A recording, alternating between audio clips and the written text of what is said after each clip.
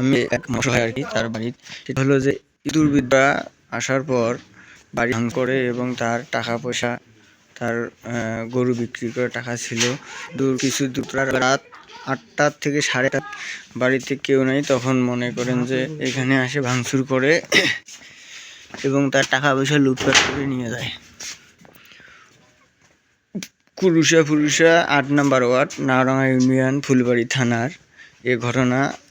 এই এখন রাত 8টা 8:30টার দিক আর কি।